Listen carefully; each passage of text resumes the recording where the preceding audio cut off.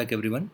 Today I'm going to discuss an important anatomical structure as well as pathology, that is triangular fibrocartilage complex, which is called as TFCC. So let us see the basic anatomy in depth and what is the basic pathological classification outline and few pitfalls. So what is TFCC? It is the main stabilizer of distal radioulnar joint, which is very important. Once the patient has an ulnar sided wrist pain, TFCC assessment is very important on MR imaging. So, what does TFCC contain? The triangular fibrocartilage complex. It contains TFC disc proper, volar and dorsal radioulnar ligaments, meniscal homologue, ulno-lunate ulno-triquetral ligaments, extensor carpi ulnaris tendon sheath, and ulnocarpal collateral ligament. So this entire all these structures include the entire triangular fibrocartilage complex. So let us see what it is. It appears little complex, but let us make it simplify.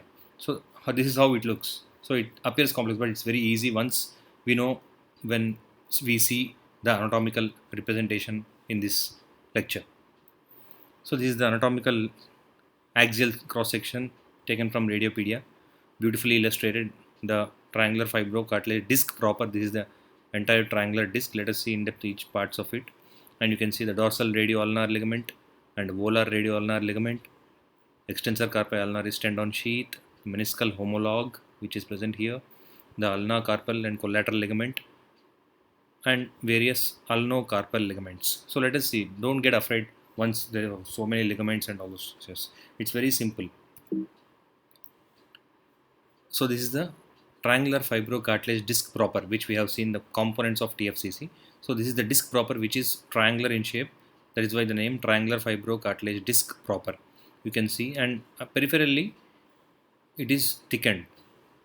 Dorsal aspect as well as volar aspect you can see, and this is why it is called as triangular in shape. And on the radial aspect it is broad based, and the tip or apex is towards the ulna. That is why this is how it is oriented.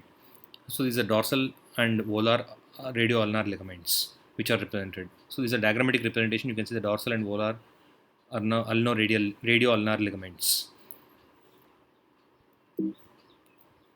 So this is the coronal representation. Till now we have seen the axial representations. Let us see the coronal representation of it. This is the disc proper which we have seen. This is the ulna, styloid process of ulna, and you can see the radius. This is the broad based which is attached towards the radius, and this is the apex which is towards attached to the ulna. So these are the various ligaments. That is the ulnocarpal ligaments, ulno-lunate, ulno-triquetral ligament. So these are the two ligaments which are attached here, and you can see the ulnar collateral ligament. You can see here is the ulnar collateral ligament, and there is an extensor carpi ulnaris tendon sheath which is accompanying this along the ulnar aspect. So these are the various structures, and there is a triangular ligament which as well as a proximal lamina as well as distal lamina. These you can see the two laminas, the proximal and distal laminas of triangular ligament. So this is the basic anatomy. This is how it looks, and this is the meniscal homologue. You can see the dotted lines, the meniscal homologue. Let us see so that it will get simplified. So this is the meniscal homologue. What is the meniscal homologue here? You can see the number 3 which is labeled is the meniscal homologue. It has the proximal part, that is the attachment part, distal part, and the radioulnar part. So these are the various, and this is the collateral part of the meniscal homologue, because the ulnar collateral ligament runs this way.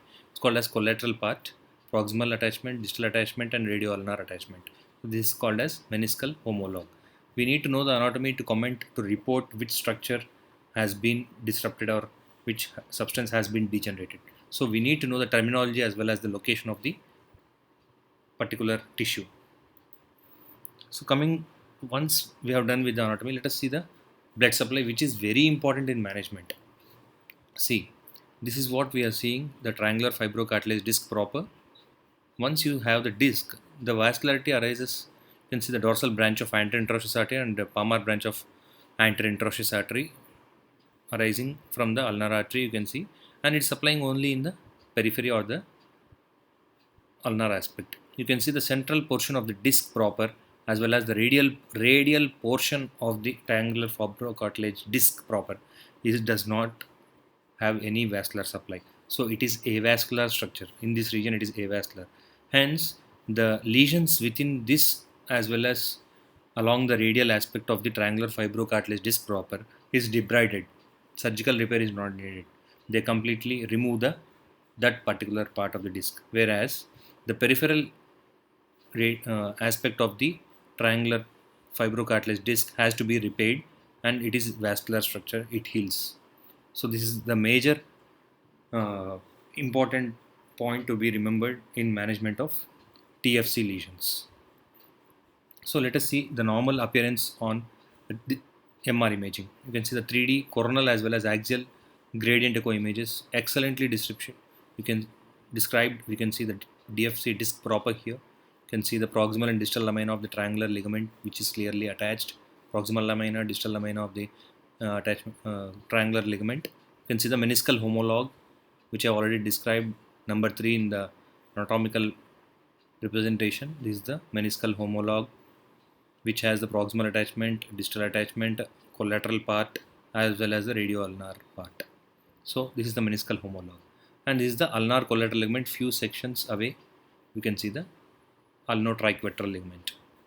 This is the ulnotriquetral ligament, and these are the dorsal and volar radioulnar ligaments, which are nothing but the thick part along the dorsal and volar aspect of TFC disc proper.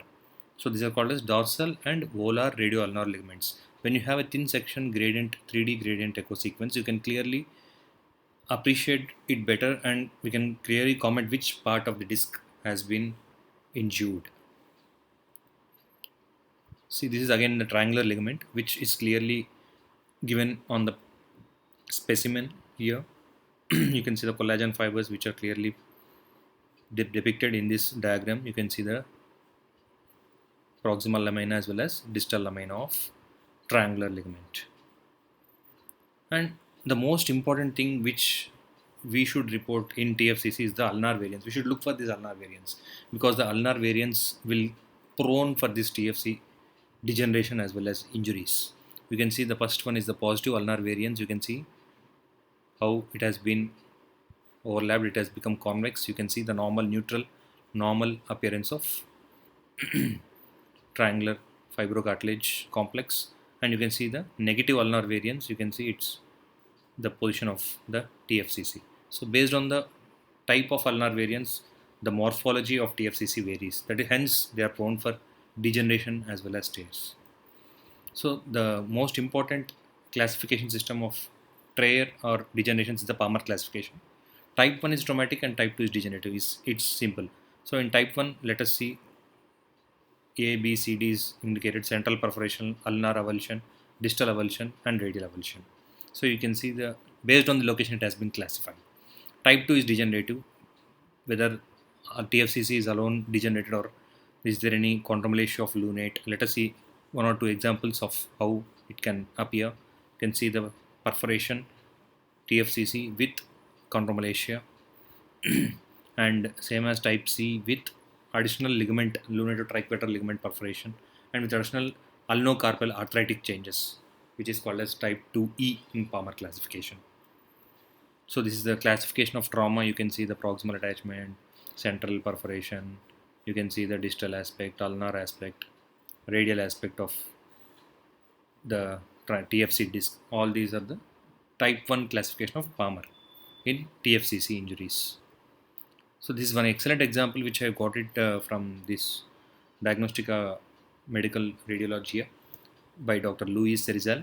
You can clearly see the Palmer class 2C. You can see the degenerative changes as well as the central perforation of the TFC disc. Classic one. And this is another case of TFC central tear. You can see the incidental synovial changes or carpal arthritic changes. You can see the lunate chondrosis, type 2 lunate chondrosis, as well as the scapholunate ligament tear. So once we look at this tears, we need to look other ligaments as well as any degenerative changes occurred in the adjacent carpal bones, as well as the variance. Look for the variance which might be the risk factor in that particular patient. And coming to pitfalls, we need to remember sometimes the intermediate to slightly hyper signal intensities can be present at the ulnar styloid hyaline cartilage, which is not equal to tear. Should not be confused it as a tear. There is another similar normal appearance of triangular ligament. This is a proximal lamina. This is the distal lamina of triangular ligament. And you can see this is again a normal appearance at the radial attachment. Sometimes an intermediate signal intensity appears, which is not equal to tear. What I mean to say is even the TFCC degeneration is not equal to tear. It can mimic a tear. So we need to be careful of this normal hyperintense triangular ligament striations.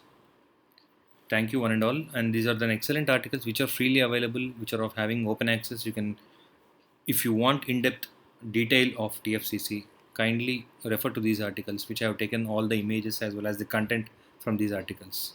Thank you.